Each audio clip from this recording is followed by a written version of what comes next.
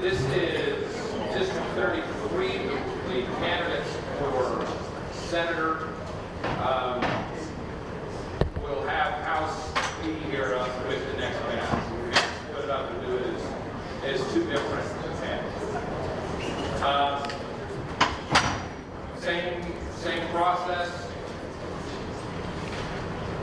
2-minute opening statements, then I'll ask questions with 1-minute responses, and then a 2-minute closing statement. We're going to be a little more precise because there's just the two of you as far as the time. We'll start here. Mr. Scholz, 2-minute opening statement. Thank you for being here. So my name is Brian Scholz. I'm running for Senate, Idaho 33. That's the center of the donut hole. I ran 2 years ago. A little bit about myself. I have 4 small children. I'm happily married. Live here in Idaho Falls, but I am a left coast political refugee. But the truth is, so I did grow up in Northern California, but I spent about half my life living in Europe, in various places. I'm an entrepreneur. I've run businesses and corporations in Europe. I've done a variety of technical things, legal things, and at a certain point, when Trump was in office, we came back to the United States. 2 children were born in Germany. Since we basically looked for something, because California wasn't it. California was nuts. And we found Idaho Falls. We love it. 2 more children were born here at home. And in short, I think, with COVID, things really struck home, and things were out of balance. I looked where I could make a difference. And I think, I looked for essentially weak links, people who were in office that seemed to be much more liberal than I was, and I thought that was the basis of a lot of government overreach and authoritarian overreach. So 2 years ago, I ran for Senate. Now, 2 years later, I've seen things are really out of whack in many ways, and I think many people feel that, and I was encouraged to run for Senate again, so here I am. Senator Lent, 2 minutes. Thank you, and thank you to the Chamber for having us here tonight. We appreciate it very much. My name is Dave Lent. I'm in my 3rd term, finishing up in the Idaho Senate. Originally from Shelley, pioneer stock to the valley here many years ago, over 100 years ago. My wife is Terry, who teaches performing arts to kids and has for 30 plus years, and I see some of you here tonight who your children have been in her group, so we appreciate that. My professional background and my career was in health physics, worked at the INL, went back to school, got an adult education degree and focused on the workforce. I retired from the INL as the director of training at one of the nuclear facilities there. My philosophy in leadership is based, and I see this so true in the legislature, it's based on influence and not coercion. So important. We have a lot of people who will go and protest code, but that's about as far as they get for their influence in the legislature. Some of the things I'm involved with, I chair the Senate Education Committee. I sit on the Joint Finance Appropriations Committee. I was a co-sponsor of the school facilities funding bill that came through this year. And as a result, coming to Bonneville County over the next 10 years as a result of this legislation to help support our facilities and relieve the burden of property tax on our school facilities, $240 million will be coming to Bonneville County. I sponsored the middle school career exploration bill. I am very involved in the community college. I see the representatives from CEI up here. I sit on the committee that actually created CEI from the technical school. I've been very involved with the state finance. I think President Neiman would agree in bringing state dollars to our new future tech facility at CEI. Workforce development is a big issue for me. I support charter schools, been very involved in those, in our local charter schools. I'm appointed by the governor to a number of things, but I sit on the Leadership in Nuclear Energy Commission. I also sit on the Outdoor Recreation Advisory Board, and a number of other committees that I'm on. The Western Interstate Commission for Higher Education I serve on. I'm a member of the Hunt Institute, a fellow. Got it. I think of this as kind of a job interview, so I kind of like people to know what I can do. Thank you. First question, and we'll start with Mr. Scholz. Idaho's population has grown significantly over the last 5 years. In your opinion, has the Idaho legislature done its part to manage the growth well, and what could it do better? So there's different ways to approach this.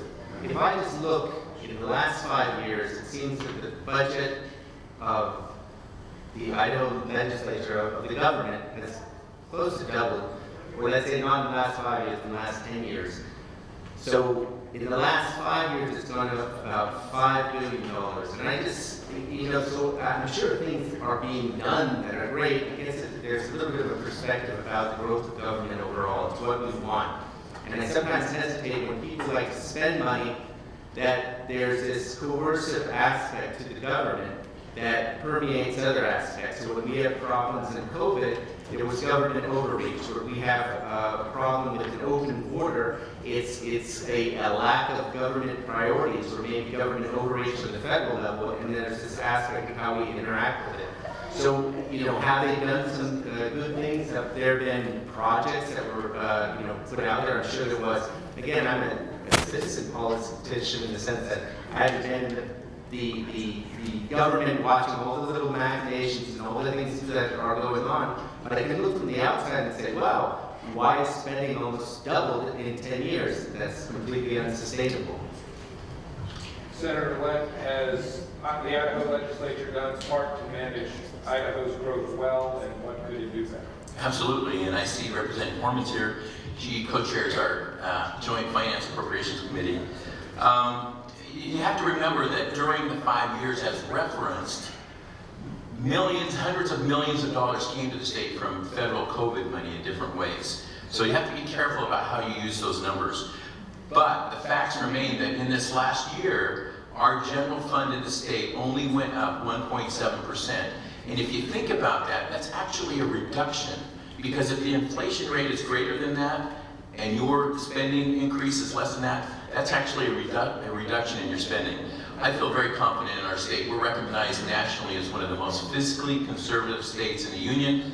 And as a specific example, managing our growth, it's like a business, as your growth comes in, your revenue goes up. We were able to leverage that growth and that revenue back into our infrastructure. That's where the money's coming from to go back into Bonneville County. This $240 million I'm talking about, a lot of that money's coming back being leveraged from our growth. So it doesn't increase our taxes, but it leverages our growth. I think it's a great business case for how we're trying to manage our finances. The next question is starting with Senator Lent. What is your understanding of and support for the INL's many missions and their value to Eastern Idaho, the state of Idaho review? Well, I probably am very uniquely qualified in the legislature to answer that question. I have 40 years of nuclear experience, hold related certificates and things related to nuclear energy. I serve on the National Council of State Legislatures Nuclear Energy Group. Again, I mentioned I was appointed by the governor to the Leadership of Nuclear Energy Commission. I sponsored legislation which passed this year, Senate Concurrent Resolution 113, in support of nuclear energy in our state. I'm very involved in the Intermountain, or the Idaho Advanced Energy Coalition, which you're going to hear more about. And looking at the future, I was invited by the national level group to go to France and look at how they're reprocessing their nuclear fuel and their facilities for new construction of nuclear reactors. It's a great experience. Mr. Scholz, INL. So, in simple terms, I support the INL. The INL is a great resource. I also support the fact that we have hydro, the INL, we have different aspects of our energy independence. So I don't have 40 years in the INL to refer to. So, I don't have to go into that into depth. But I support energy independence for the U.S. and for Idaho, and the last and integral part of that.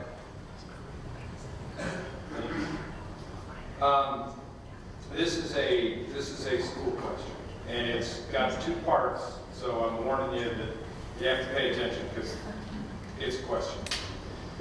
First, what legislative steps would you support or oppose with regard to public school funding? And second, what is your position on the state issuing funding support, such as tax credits or vouchers, to parents to pay for non-public school education? And Mr. Scholz, you get to go first on this one. And if you go a little over a minute on your response, we'll give you some slack. That's a complicated question. So essentially, we have a budget right now that's maybe $3.3 billion for K through 12. We have $700,000 for universities. So our system is well funded. I think the problem, the friction comes in not with this idea that we want to. So there's a mandate to have public education. It's not that we want to defund public education. That's a more conservative wing, but we want market forces introduced.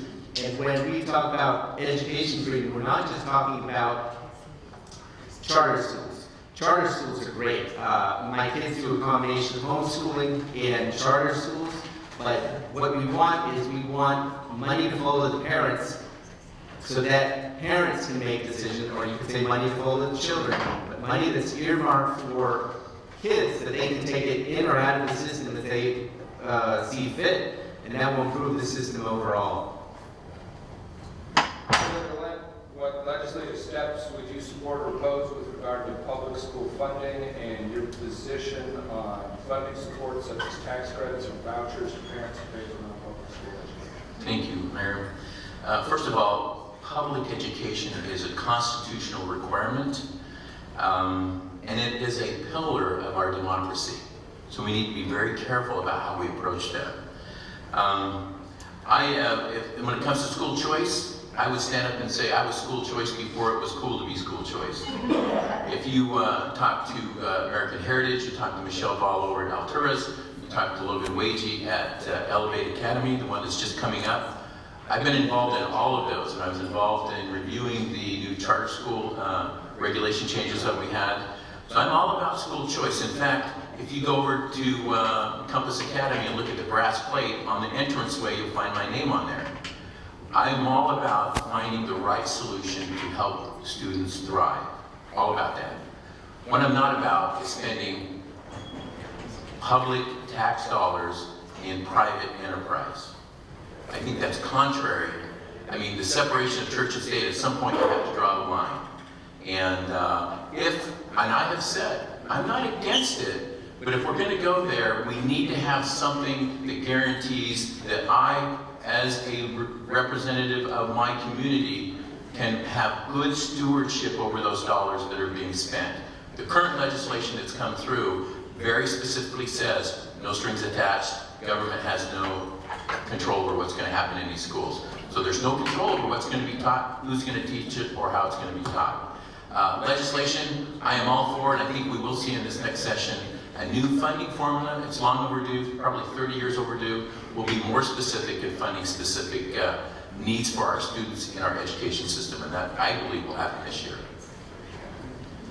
The next question is another complicated two-parter on a difficult subject. We're going to talk about health care and abortion.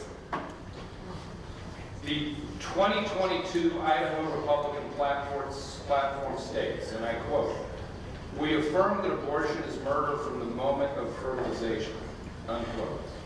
There have been a number of news reports suggesting that the 2024 legislative session will see proposed legislation related to abortion.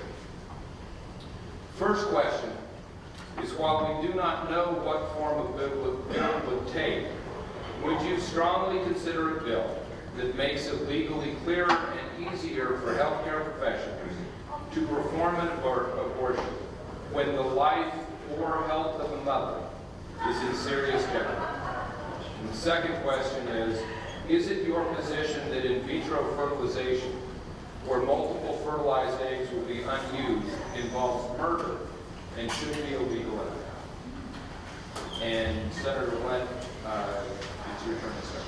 Thank you. I think I have a pretty clear record on where I stand on abortion. I am endorsed by Idaho Chooses Life. However, I will say that I do feel like there are exceptions. And I follow the exceptions of rape, incest, health of the mother. So I would support legislation that comes back and addresses that. I do feel, and this is interesting, I had an experience last week. We were at the Civic here, the Frontier, with my wife's show last week, and one of the people who worked there told me that she was a test tube baby. And I thought, what is that? And she said her and her 3 siblings were created that way, and I asked her some questions about how she felt about this specific issue about viable embryos, which is kind of what we're talking about. I don't know the answer to that. I really don't, and I think it's going to take us the time to work through that. But I do support the sanctity of life, and there. Mr. Scholz, would you strongly consider a bill that makes it legally clear and easier for healthcare professionals to perform an abortion where the life or health of the mother is in serious jeopardy? And is it your position that in vitro fertilization where multiple fertilized eggs will be unused involves murder and should be illegal? So, this is interesting because this goes back also to, maybe I'm going to go there, GOP platforms. So there's a GOP platform, and we sign it, and we talk about what is our, whether we believe and support the GOP platform. That was something I clearly stated as, there was a couple of little things, but that was probably a bigger thing, where I said I'm uncomfortable with calling abortion murder. It's just a difference. I don't think it's a solid, I respect people who disagree with me, but I don't think it's a solid direction for the Republican Party, but it's just a difference we have. As far as supporting the health of the mother, yes. Incest, rape, yes. I just don't have a big problem with that. But I want abortion to be exceedingly rare. It's not pretty. You're not talking about crabgrass. And as far as I think then the statement on the other is, yeah, I'm not looking at repeat the last part of the second question. Fertilization. As. I think you did address it, where multiple fertilized eggs will be unused. Does that involve murder and should it be illegal? I don't think that involves murder and should be illegal in Idaho. But again, I have a big problem with calling people out as murderers. It just seems like hyperbole. It's not something that's nice. It's not something that's pretty. It's not something that I want to support. But that's going to be a clear difference in that I have with the current platform as stated.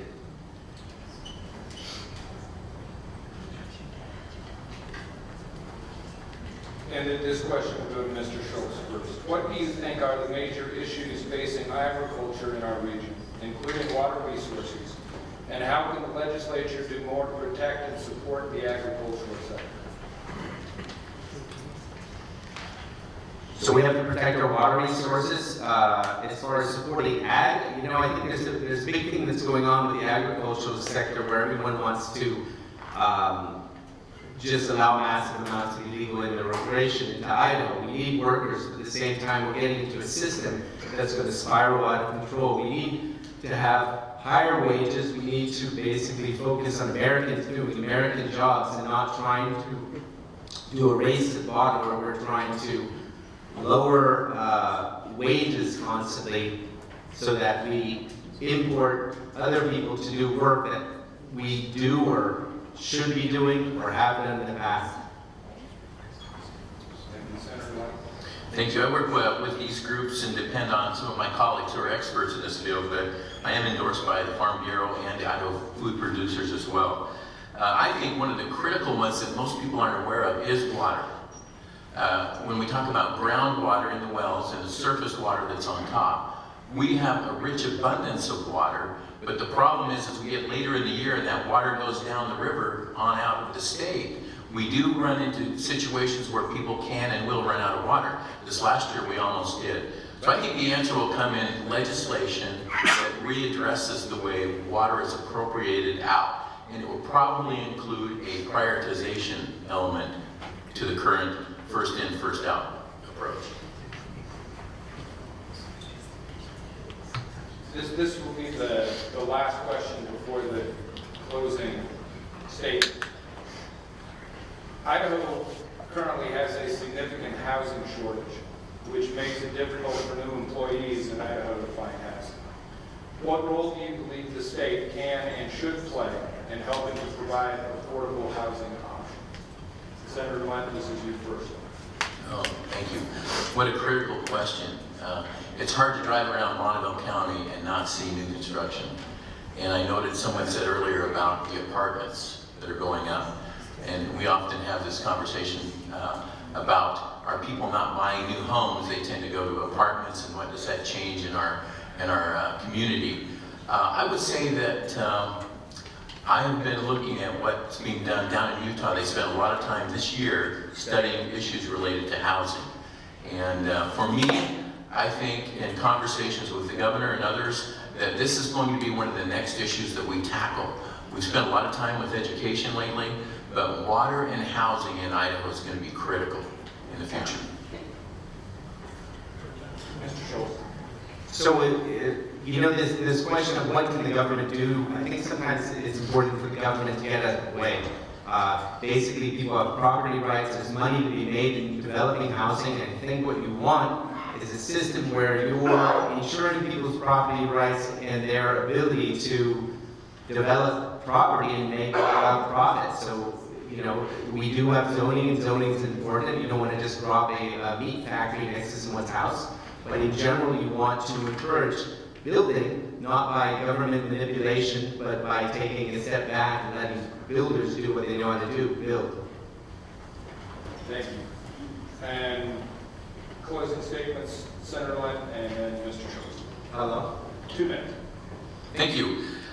This housing thing, just to kind of touch on that a little bit, that was one of the things we were talking about and working on when we came into this issue of the Idaho Launch Program. Our system was turning out kids from the K-12 system that weren't able to get jobs that provided them with living wages. So we needed that piece where 2/3 of our students in Idaho don't graduate from college. We needed things like Eastern Idaho, College of Eastern Idaho, and other tools, and including individual providers.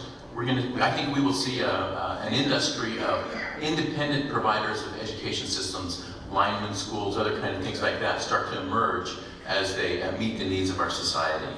One of the reasons we're struggling is our generation coming up doesn't have the ability or the tools to create and supply a working living wage for their families. As a result, we see more dependence on social programs, and that will continue until we can go back, and I think it's really a business case. How do you fix that?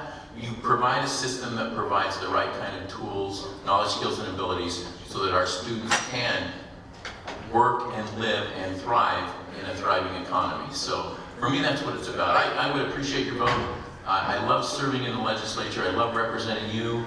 I think it's a very important task and responsibility and stewardship that you ask us to fulfill. So with that, I'd ask for your vote. Mr. Scholz. So again, thank you for being here. So I think there's a clear contrast between myself and Dave Lent. It manifests itself in many ways. The Republican Party here, the local Republican Party has endorsed me, they censored Dave Lent. I am clearly a much more conservative person than he is. There's two aspects to the Republican Party. It's a uniparty state. There's a wide berth between the people on the left and the right. I'm clearly more to the right, and he's more to the left. So there's just going to be a difference in how we view the role of big government and how we want to have things go forward. There's other issues. Illegal immigration. Some topics didn't get covered, but these things are very important. These things can change our community completely. In the case of Dave Lent, but not just Dave Lent, because I don't want to single him out as like some aberration. A lot of East Idaho senators have voted for driver's license for illegal aliens. They've suggested that we should have some kind of work program, or they talk about immigration reform. That's code word for amnesty. This isn't the way we want to go. This is a tax on the entire community, basically to support cheap employment for one area. So there's grade scores that people have in the legislature. His grades aren't very good. They're very, what you would put with a Democrat or someone who's very liberal. That doesn't make him a bad guy. It just means that there's a difference in how we would govern. And with that, I think that's the main thing. There's a difference. There's a clear difference. And I would appreciate the vote. Thank you. Can we have a round of applause for both?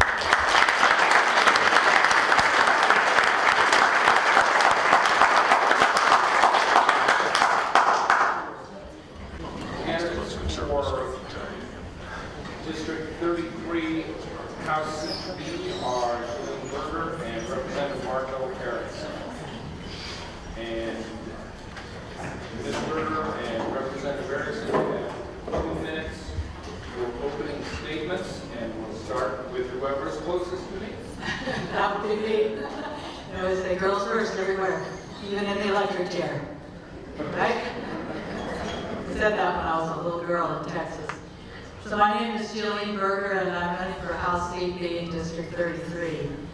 And I'm running as the voice of the taxpayer, because a lot of people that I talk to have lots of concerns about the taxes going up, and they are having trouble finding the money when they go to the grocery store to pay for the same things that they've always bought. It costs almost twice as much, or a lot more than it has.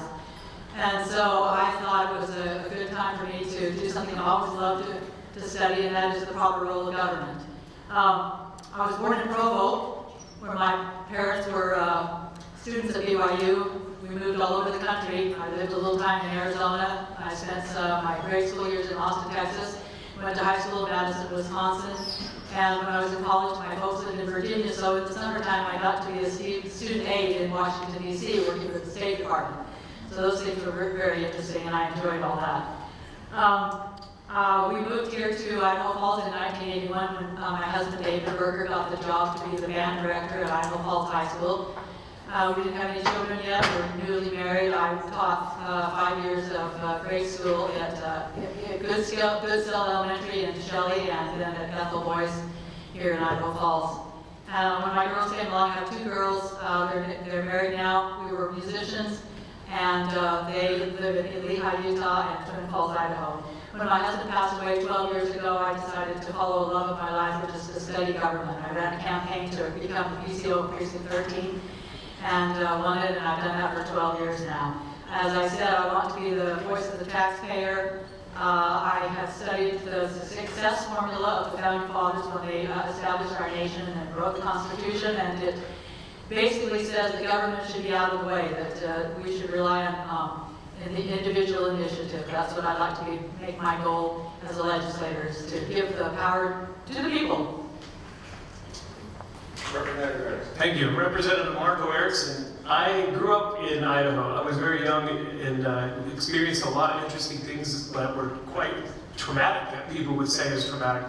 Death of a father, family abuse. I got to witness things that are the things that people in this world would not want to see, but I turned out great. Turned out okay.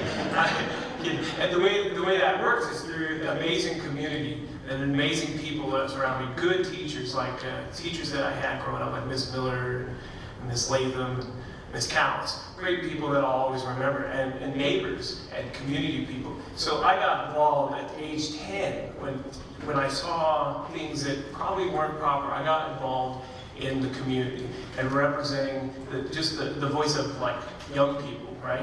And as I grew up, I fell in love with that process of just being a public servant.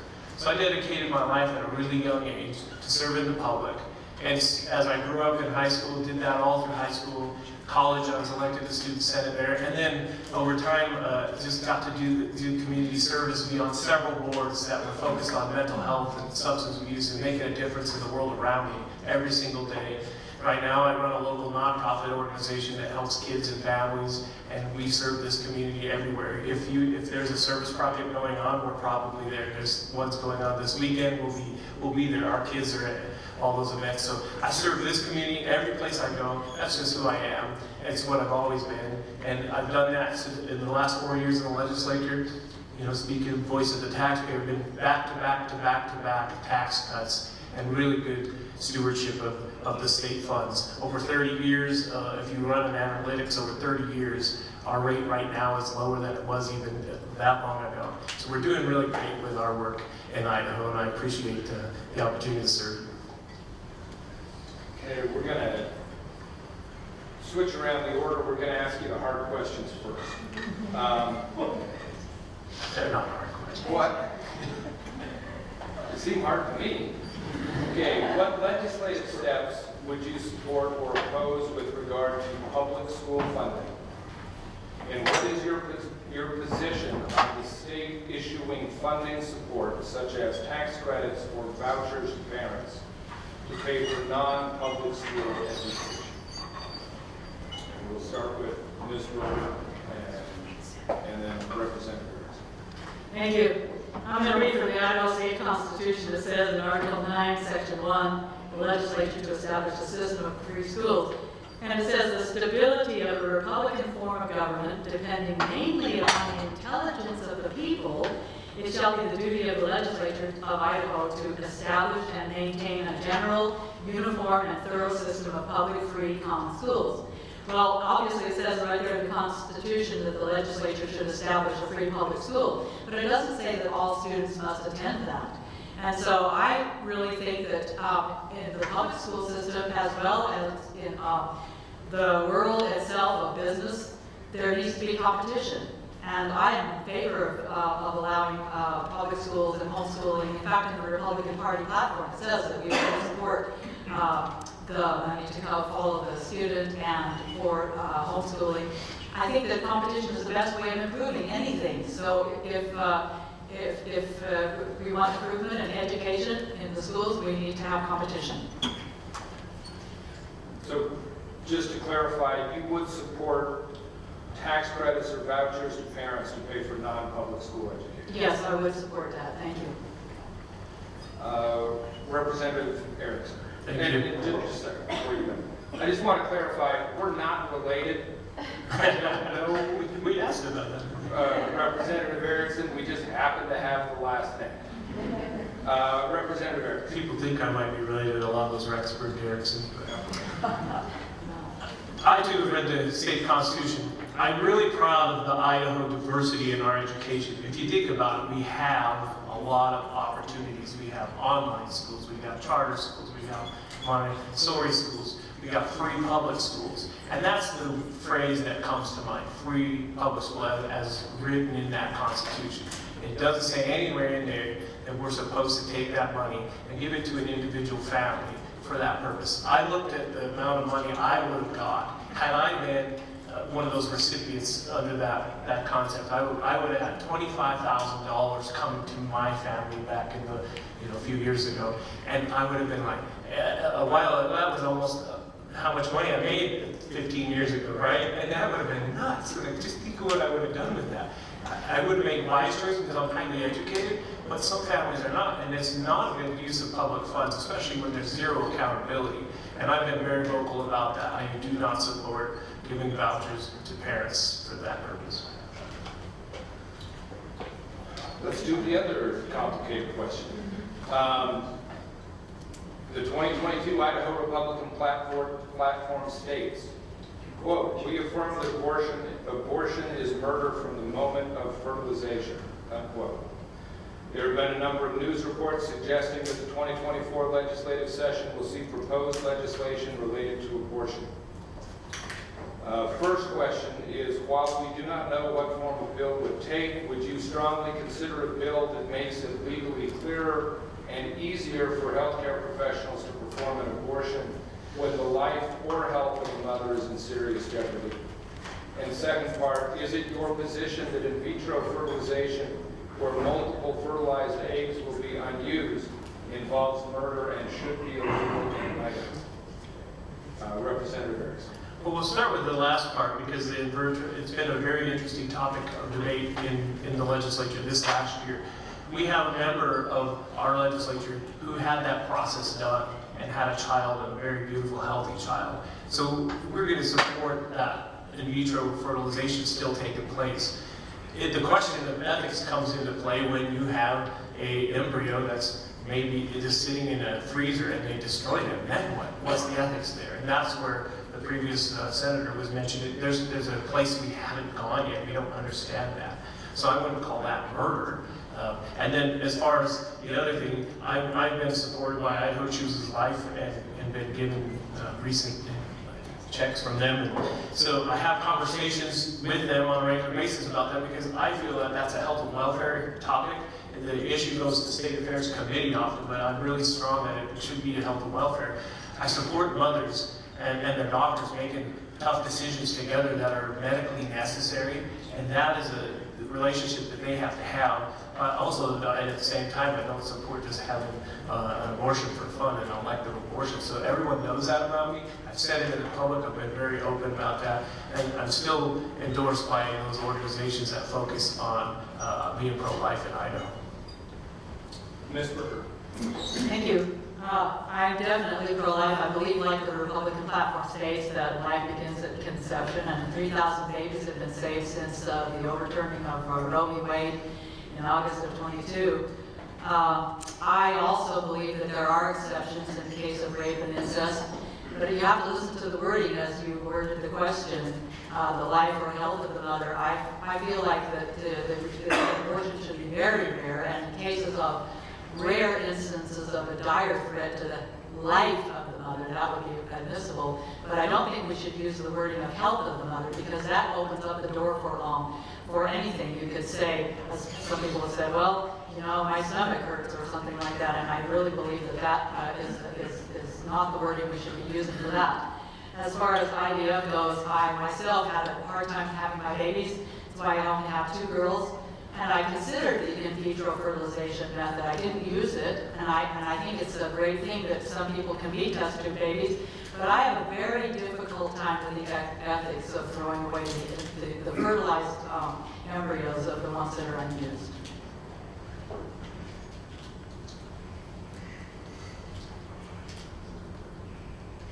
The next question is to Ms. Burger.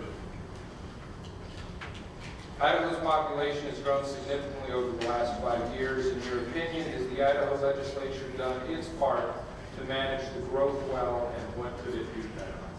Well, I think that the best thing that the government can always do is to stay out of the business of the people. Henry David Thoreau says, why do Americans bake more bread and manufacture more slot shoes and assemble more TV sets than other nations? They do so precisely because our government does not guarantee those things. If it did, there would be so many accompanying taxes, controls, regulations, and political manipulations that the genius is that the Americans would soon be reduced to a floundering level. And the government actually has no way of creating wealth. It can only get its wealth from the people. And so I really think that my approach would be to always have the government get out of the way, let the initial or the individual initiative take its course, and that's one of the reasons why America is one of the most prosperous nations, and that's how it became that way. Representative Erickson, has the Idaho legislature done its part to manage Idaho's growth well, and what could it do better? Well, thank you. I've been in the legislature 4 years, and like I said before, we have cut taxes every single session. And that's the most fun vote to take, is when you're cutting people's taxes, and you're cutting the rate, and you're giving people back. But at the same time, we were so blessed with surpluses that we had to use innovative ideas and do something with those funds that helped Idaho. And what did we do? We invested straight into Idaho roads, bridges, infrastructures. backlog of things that we were constitutionally mandated to do with schools that we had neglected for a long time. So we improved that. And we're still proving that. We still have a backlog of school maintenance and buildings that have not been met. We've got things to do on that. So we have done a great job investing the assets we've had and building things that are going to be impactful and lasting Idaho for a long time and making a difference in the future economics of the state. So there's so much good that we've done. What would I improve? I'm always a big fan of changing the healthcare system to where we invert, I call it the inverted V, where we put more money into prevention on the bottom and save money at the top later on. Representative Erickson, this question is for you first. What is your understanding of and support for the INL's many missions and their value to Eastern Idaho, the state of Idaho, and beyond? Well, I love that you asked that question. I just happened to have my INL water bottle right here. This is what I'm using to drink. So I love the INL. I love everything about it. Especially, I get to go tour and see amazing projects happen and hear the updates every single year. Those small modular reactors are the future of our nation. The micro reactors are the future of our nation. What a great thing we have in this community to build us up and to bring education and career and technical skills to our area. That's why our colleges, and we invest in those community colleges and actual careers that are going to be used right here, so when our students leave and they want to go to college, they don't have to leave Idaho. They get to stay right here and work in our communities where they grew up and be the next people in our positions and leading the nation and leading our state. So it's a great thing that we do. We invest in our future. I'm grateful to have the INL and all the projects that they have. Yeah, I have to confess that I'm not an expert on INL, but I know that it has enriched our community, and I am in favor of nuclear energy and all the technical research and development that goes into that. So I am a supporter of INL. I'm not always sure that it should be government controlled, though. I almost think that it should be a private enterprise, because that's what I'm a fan of. I'm a fan of private things rather than the government. Because the government, as George Washington said, the government is not, let's see if I can find the quote, government is not reason, it is not eloquence, it is force. Like fire, it is a dangerous servant and a fearful master. And so when you give government control, it does nothing but grow. And it doesn't like competition. So I think that the research and development in our area of INL is really important. I almost think it should be private.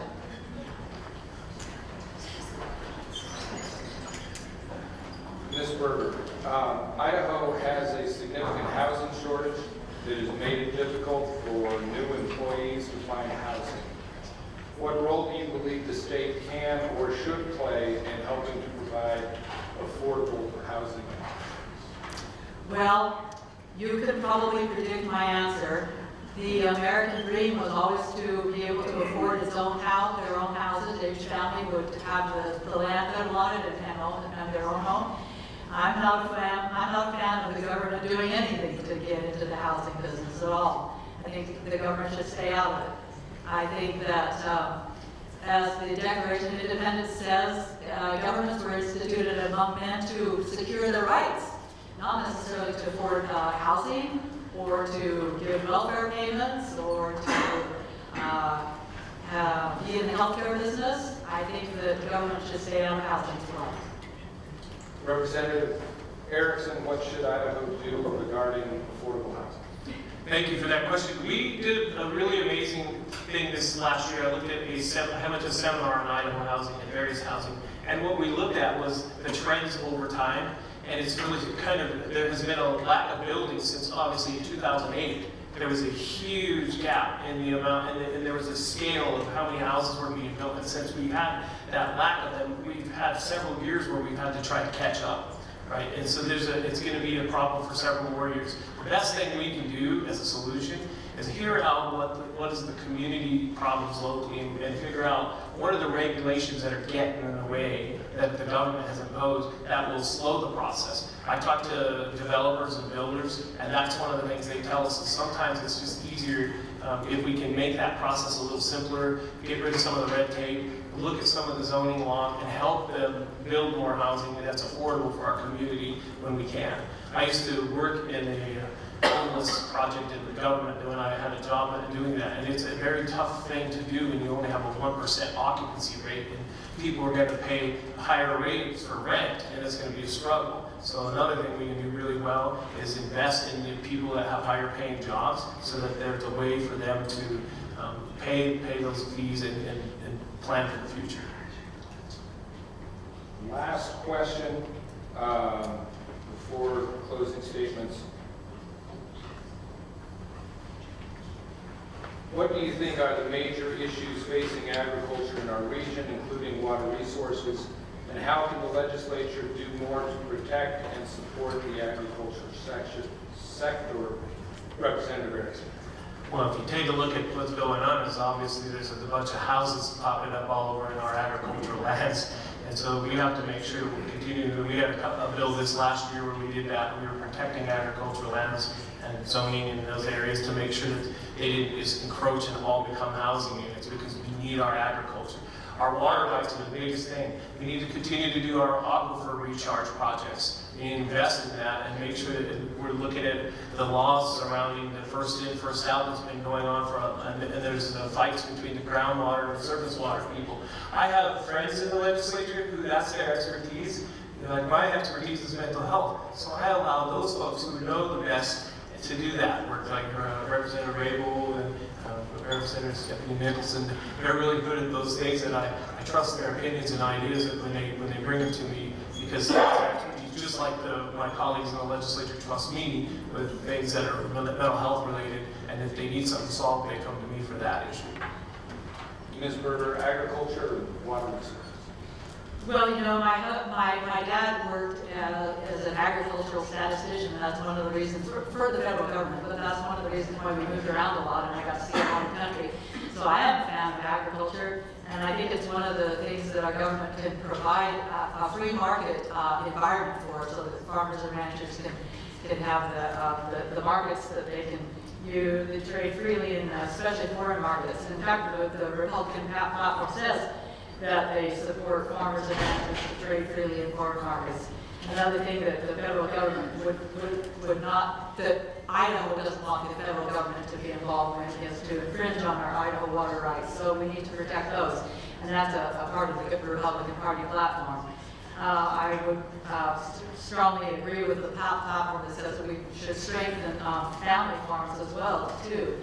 I oppose the breaching of the existing dams in the northwest here. I think that would be dangerous for our agriculture and for our environment. And let's get the government out of the way so that the farmers can farm.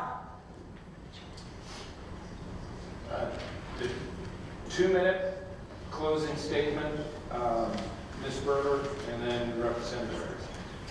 Thank you very much for the last 2 minutes here. I'd like to just reiterate some of the things in the Republican platform that describe my beliefs.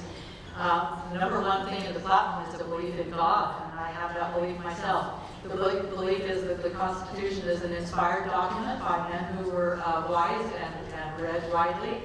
The platform believes in equal rights, justice, and opportunity for the individual. That's what I believe in. We believe that life begins at conception. Free enterprise is high on the list. We should spend only the necessary money for functions which private organizations cannot do. And we need to preserve our national strength and protect against invasion. That's another thing that people are worried about as I walk the district and find people worried about our southern borders. And I find that my opponent voted against a strong border security and also the impeachment of Mr. Biden. He also voted against a legislation to ban the ranked choice voting, which I believe is taking away our existing system, which would be to have one vote for one person. I also believe that the voting machines with the algorithms that can be placed into those machines might skew those results. The Republican Party platform believes that we should spend our money on things to protect our rights. And that would be police force, the sheriff, the police, the infrastructure, as he's mentioned, as the legislature has done a good job this year.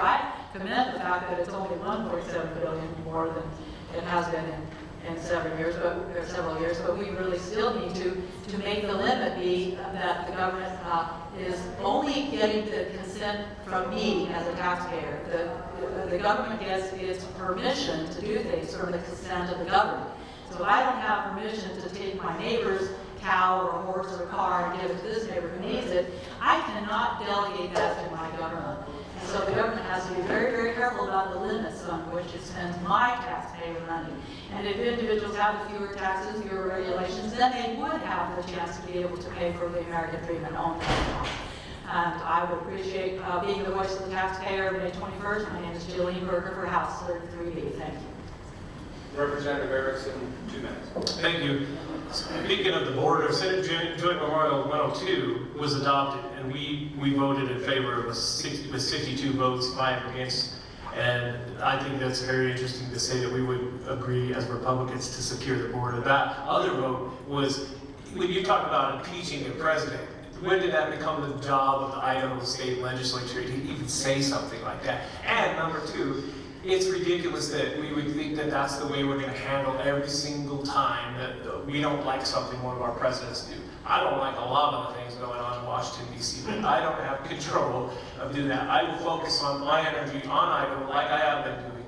I've passed several bills, almost 30 of them since I've been in there. And guess what? Most of my bills get 100% support from both the Senate and the House and all members of both parties. Very rarely do I have dissenting votes. And why is that? That's because I'm really good at building relationships with my colleagues, understanding real issues that affect Idaho specifically. In fact, it's so much fun to watch and do statistical analysis of what happens in the legislature. 166 of the bills that we voted on this year alone were supported by 100% of all members. So that's 50% of all the votes we took. And there was 52 different times when we've had a straight party line vote. And that showed that we were Republicans. We were voting against the other side. That was 15%, guys. Most of us are united in the work we're doing because when it's good work, we're united. It doesn't have to always be pulling apart, polarizing, and saying anti-government this and anti-taxes. It's got to be good work that we're doing on behalf of Idaho. I serve on the Health and Welfare as the Vice Chairman. I do a lot of work and use my expertise and my master's degree and my skills to serve on that committee. I do a lot of juvenile justice reform. The things we work on make a big impact for the future of Idahoans for years and years and years down the road. That saves taxpayers millions and millions of dollars. And we're going to continue to do those kind of innovative solutions to current Idaho problems. And that's me. I'm Marco Erickson. I'll continue to serve you in the House seat in 33B. And thank you so much for your vote. Thanks for being here and allowing us to serve you. Several rounds of applause.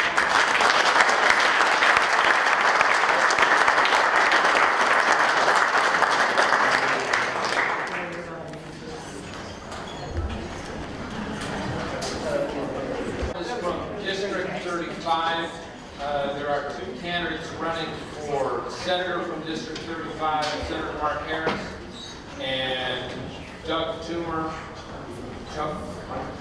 I should have checked out that last time. Did I pronounce that right? Okay. Doug Toomer, who is not able to be here today, he has a previous commitment related to his daughter's graduation, which I can absolutely understand. The candidates for House Seat B are Brett Skidmore and Representative Joshua Wheeler. We're going to do this with the same pattern that we have been. 2 minutes for an opening statement. We'll start here and go that way, and then I'll ask some questions. 1 minute for each answer. You saw the timer there, and then you'll have 2 minutes to close. Senator Harris, 2 minutes for your opening statement. Thank you. Can y'all hear me okay? No? Closer? Yeah. Thank you for being here. I know it's late, but we appreciate the time that you've given us and the opportunity you've given us to be here. My name is Mark Harris. I currently serve as a senator from Legislative District 35. It's an honor and it's a privilege for me. It's something I take very seriously, and it's fun. It's a fun thing to represent my people. My wife Cheryl and I have 4 boys. We live just south of Soda Springs in Bear Lake County. We own and operate a cattle ranch there where we grow, of course, beef cattle and hay. And we enjoy that life. I have a boy that's studying to be a civil engineer, and another one that just graduated from the welding program at ISU. And he just got a job in Lewiston to build stainless steel pipe. Anyway, he's on his way. As I've stated before, I currently serve in the Senate. I serve on the Senate State Affairs Committee, the Senate Health and Welfare Committee, the Senate Resources and Environment Committee. I also serve as Senate Majority Caucus Chair, as elected by my Republican peers in my 4th year of that term. The things that I focus on, of course, are private property rights, water, lower taxes, lower regulations.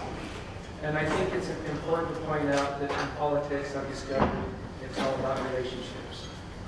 And to be an effective legislator, you have to build relationships with the 104 others, with the governor. And I feel that my record has demonstrated that I do that. Anyway, thank you. Thank you for letting me be here. Thank you, Hiram, and I appreciate the Greater Idaho Falls Chamber of Commerce for putting on this event. Appreciate all of you giving your time and energy to be here this evening. I am a 5th generation Idahoan, born and raised in Ammon, graduated from Hillcrest High School, married my high school sweetheart. We went away for just long enough to get some higher education, and then came back home to raise our 6 beautiful children here. And many of you know I got involved in politics following a family tragedy where we lost one of our 6 children to an undiagnosed brain tumor. And the community was so good to us that I felt so strongly that I needed to find a way to get back to the community. And that's why I originally ran for the Ammon City Council and served there for several years.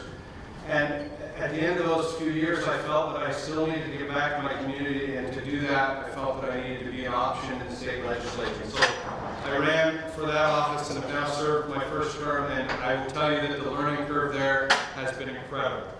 And I would be remiss if I did not thank all those of you in the community, the good people that I represent, the builders of this community who have answered my calls, who have reached out to me and collaborated with me to create solutions for Idaho, to make a stronger Idaho. And I mean people like our superintendents, like our PTO moms, like our small business owners, whom we can have hard conversations with and find solutions, like some of the ones that Senator Harris has mentioned, historically lowering taxes throughout the state, finding modern ways to fund our school facilities. And I will just address briefly the one that I'm incredibly passionate about. One of the first bills I was privileged to sponsor was the Career Ready Students Program, where we get our high school kids connected to career technical education earlier and better. And those are the kind of things that I want to continue to do, and that's why I am asking for your vote again on May 21st to continue to build a stronger Idaho. Thank you. Mr. Skidmore. Wow, this is all new to me. These two sound pretty good up here. Good for your time and your service. I'm the one that's always up there shaking and feeling real nervous and like a fish out of water. So if I seem to stutter my words, it's because I'm not polished, I'm not practiced, I'm just a common home builder here in Idaho Falls. Born and raised in Idaho Falls, my parents, Dick and Bonadell, started Skidmore Construction back in 1958. My brother Randy and I now own and operate a construction company. I have a son, Braxton, and I have 2 nephews, Randy's boys, who are thinking it's time to leave the old regime out of the business and bring the new generation up and through. And I'm taking good guidance and recommendations from them for doing that. And they're taking our company to the next level. I have 3 children, 9 grandchildren. Married to Scarlett Olson. She has 3 children. I'm just extremely concerned about the way our state and country is being ran. And for these reasons, hopefully we can talk that's why I decided to jump in the race, and I hope that you guys give the new guy a thought, it's unpolished, and this is actually you're going to give a chance. That's good. Thank you. Can I ask you a different question that you haven't heard? What, if anything, and we'll start the same way, we'll go here and just take turns being the first person to answer the question. So that means Senator Harris. Okay, let's try. What, if anything, should the Idaho legislature do with respect to the large numbers of undocumented persons who have and continue to cross the southern border of the United States, some of whom make their way to Idaho and may live, work, and use public resources in our community? So you have 1 minute to answer the illegal immigration problem. It should be super easy. Senator Erickson. Thank you. So the legislature, we did pass the Senate Joint Memorial 102 last session, which basically said, told Congress and the President, look, our immigration policy at the southern border is a mess. Please fix it. Because we have the undocumented workers coming in, which is a problem. We have documented workers coming in, which is what we want. And the LA legal crossings, which is a giant problem. To be candid though, it's a federal issue. Our federal government needs to step up and fix it. We can do other things we can, like with the fentanyl issue, with mandatory minimums and stuff like that. Increase our ISP budgets so they can help, but basically it's a federal issue and it needs to be fixed there. Representative Wheeler. Thank you, Hiram. And yeah, this is an ongoing challenging question. It's one we hear from members of our community. We hear their concerns a lot. And you know, one of the things that's been remarkable for me in my first 2 years and learning and really living inside this legislative process is how difficult it can be to get legislation done. And recognizing how important that is. You know, bills have got to go through a committee, they've got to then get to one of the floors and pass the floor and then go to the other committee. And you've got, Senator Harris has been a great mentor to me, always reminds me, you've got to have 36 House members, you've got to have 18 senators, you've got to have 1 governor on board. So if legislation comes that has unintended consequences like stopping the care of newborn American infants, well, that's not a solution we can pass. But doing things like approving the governor's budget to send Idaho State Police to the border to learn how to better deal with human trafficking and drug trafficking, that is a solution I was happy to support. And also Senate Memorial 102, as Senator Harris mentioned. So we do what we can, and we have to empower our local law enforcement. Thank you. Mr. Skidmore. The border crisis is more than just what's set on the southern border. We have 4 borders. You might see one that Idaho is a border to. So we are a border state. And to think that we're not being infiltrated by all 4 borders, I think is a huge mistake. Unfortunately, there's been legislation that would have stopped illegal immigrants from being on any kind of state aid that didn't pass the Health and Welfare Committee. And I would have been in 100% of this. By putting legislation through like this does not rule out a welcome that to illegal immigrants to come to Idaho. I'm a hard no on supporting any kind of illegal immigrants.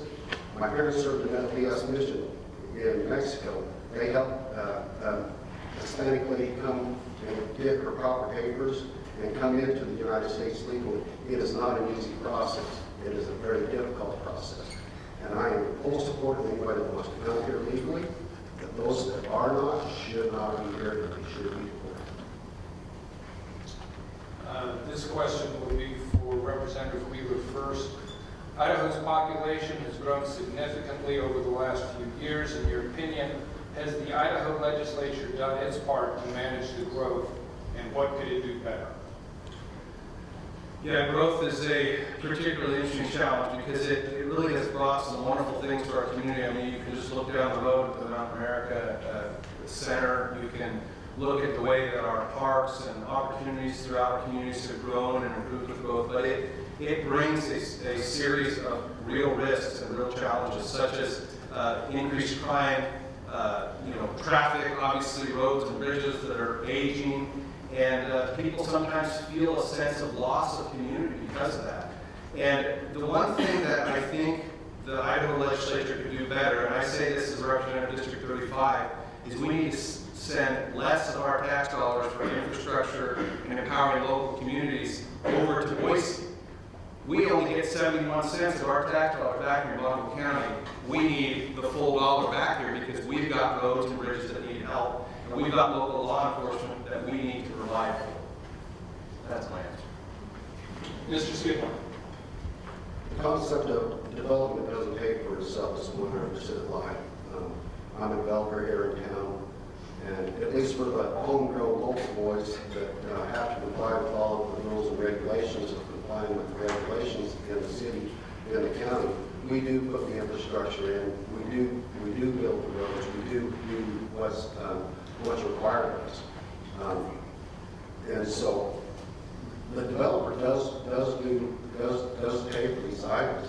The concept of wanting to dine in these out-of-state big businesses and communities like the Costco is completely 100% out of line. There are local people that can build and do the infrastructure similar to what Costco needed without having to wine and dine and give concessions. What you're asking is a local question. We need to bring local governance back to rule and reign as the main governance and bring them accountable for bringing the infrastructure as it comes to it. Senator Harris, has the Idaho legislature done its part to manage Idaho's growth, and what could it do better? I think we've done a pretty good job of managing Idaho's growth. Growth brings in added tax revenue, which is help with our budget surplus. We've seen added infrastructure stresses, bridges, roads, as I mentioned. Our schools, many of our schools are bursting at the seams. And I think the legislature has stepped up to an extent. The last 3 years, we've appropriated over $500 million for roads and bridges. The House Bill 521, which we passed last session, will help with the school facilities. So we're on our way. Have we done everything right? Probably not, but we're on our way, and I think we're on the right track. This question is for Mr. Skidmore first, unless I've lost track. School and school funding. What legislative steps would you support or oppose with regards to public school funding? And what is your position on the state issuing funding support, such as tax credits or vouchers, to parents to pay for non-public school education? I'll be very clear about this. The money I follow the student by the parents' choice. Kelly Goldman and I were invited to attend a homeschool presentation. I apologize, don't have to get the name of your bookstore. A Christian-based bookstore where they were having homeschool organizations and community come and educate the population about homeschooling. And Kelly and I got the opportunity of visiting with homeschoolers' parents about this whole topic. And the tax credit they were having a problem with because it's done at tax season, which is the end of the school year. Some of them didn't want any government overreach at all. They wanted to go do what they wanted to do. One thing said, I don't want the government to tell me I can't go buy a paddleboard and take my kid to the lake and go paddleboard instead of keeping me in a gym playing dodgeball. So this is, I don't think there's a great answer yet. Dave Wentz said last night, I don't think we found it. But money ought to follow the student, there ought to be competition, and they ought to have choice. Senator Harris.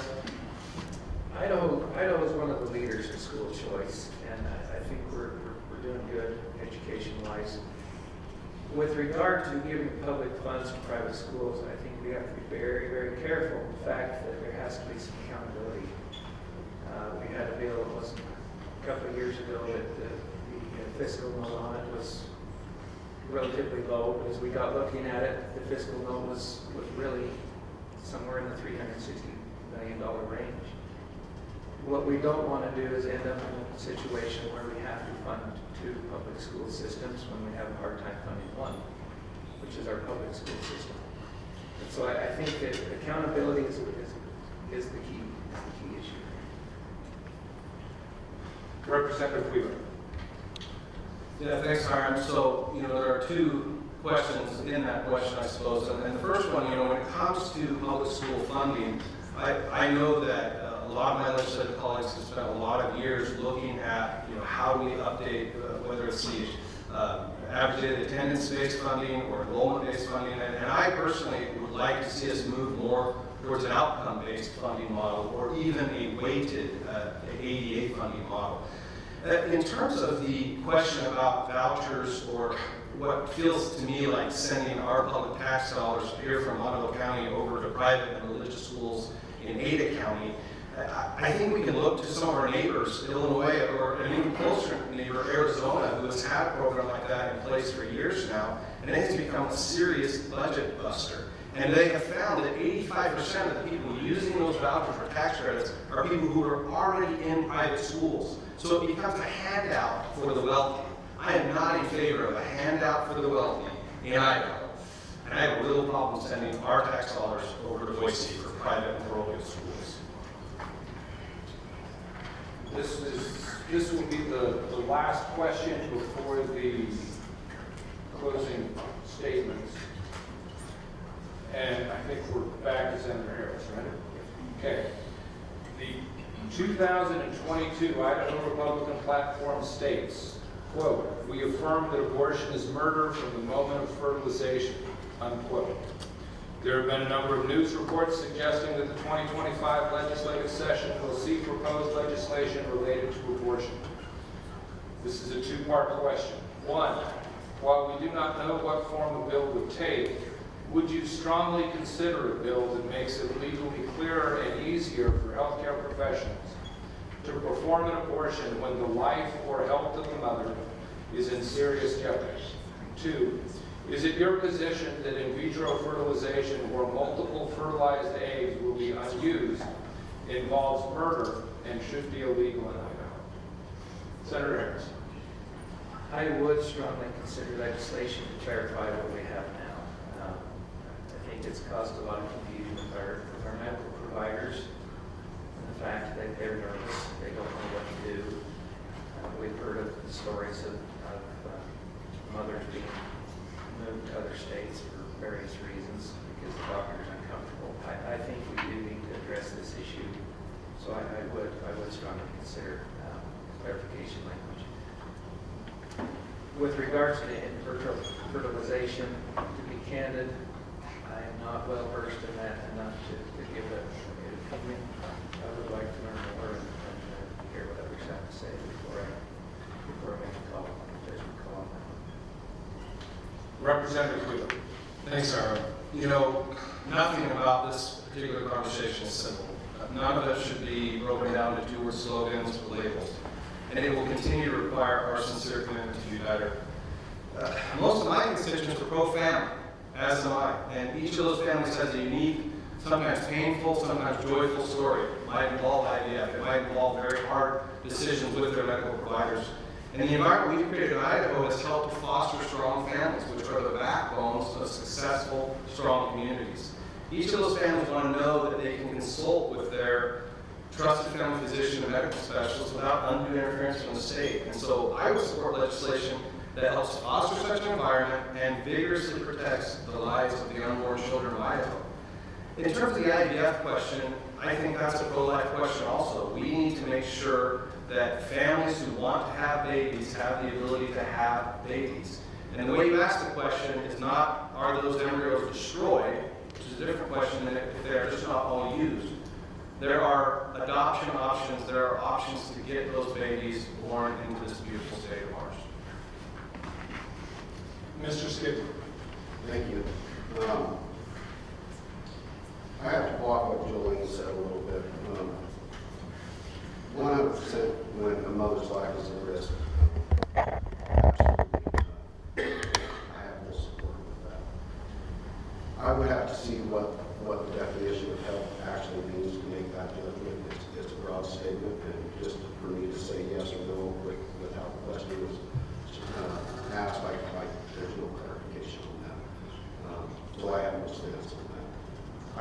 did have to make a decision on where I stood on incest and rape. And I was listening to Charlie Kirk on his podcast. And he made this very clear.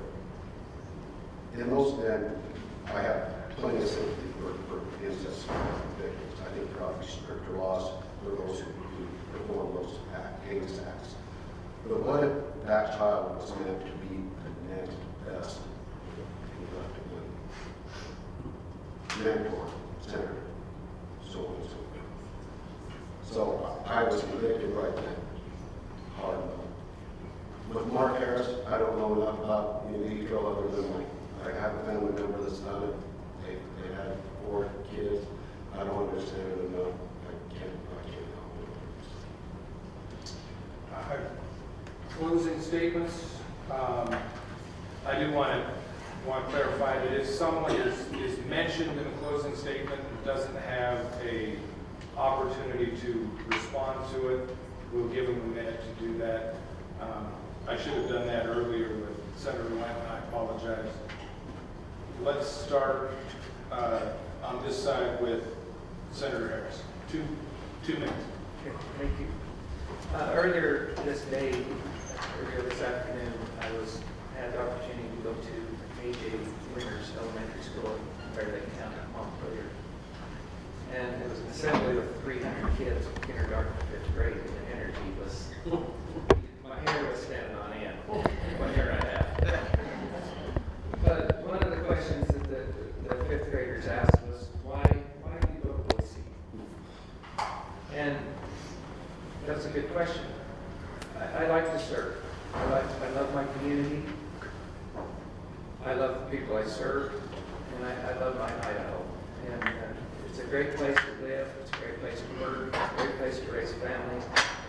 And our kids deserve all the chances they can get to stay here and live here, work here. And that's what I see as my job, is to help them do that and make that possible, that they can live in the Idaho that I grew up in. I don't go to Boise to pound my fist in the air and make political statements. I go to work. I go to work and do my job and come home and serve my constituents. So that's why I go to Boise. And so with your permission and your vote, I would like to continue to do that. And remember to vote on May 21st.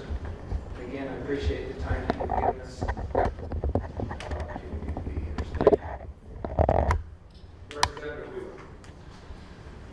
Hiram, thank you again, and thank you to the Chamber of Commerce for, frankly, an incredibly well-organized, robust, and respectful debate. You know, I've had the privilege now on 2 separate occasions to knock on thousands of doors in District 5, and that spans 5 counties here in eastern Idaho. And I've heard a variety of concerns. You know, the burden from property taxes, which I was so glad we were able to do some work on in my first term. Concerns obviously about road and traffic, making sure that our communities remain safe, whether it's from the scourge of fentanyl or whether it's just from rising crime that can come from growth. You know, we have been discovered.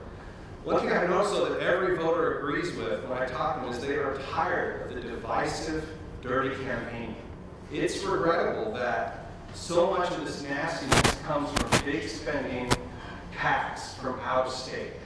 And my goal was the first time I ran and remains to increase the decorum, to improve the transparency and the integrity of the campaign and the legislative process. And you'll see me that I will continue to speak about the good work that I've been a part of and look forward to continuing that good work.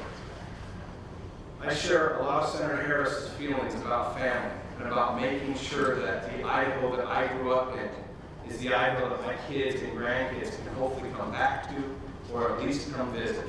Idaho values have worked for me, they've worked for my family, and I will work to preserve those Idaho values. Once again, I'm Josh Wheeler, and on May 21st, I will ask for your vote to send me back to continue the good work that we have started. Mr. Skidmore. Mark, I'm giving you an opportunity here to rebuttal. Just pick it.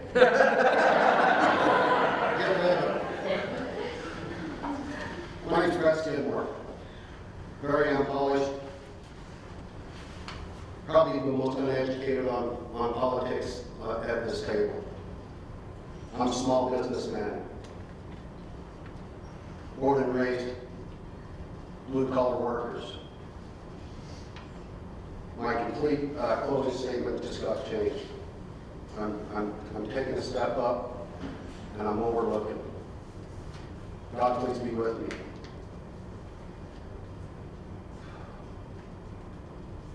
East Idaho has 36 representatives, and it's 1/3 voice of the state of Idaho. Sink that in. We have 1/3 vote of Idaho. That is huge. IFF, ILA raised 4 legislatures, positive, conservative. Young, Edhart, Andrus, and Iowa's Zetterfield from Twin Falls. Above C. Go to the flip side, Iaki, same 4 representatives, score in the 30s. This ought to be a good indication to you of how Eastern Idaho is represented. We are not a red area, we are blue. It is time that East Idaho takes a stand, moves forward with one to take a chance on this guy that's sitting here shaking, half to death, take a chance on the new guy, taking a chance on every new candidate. It is time to uprise the old regime, get rid of Brett Skidmore out of his business and put him in the House. My name is Brett Skidmore. I will fight for the conservative vote. I will fight for the blue-collar workers. I will fight for you. I want your vote this May 21st. There's a lot of things.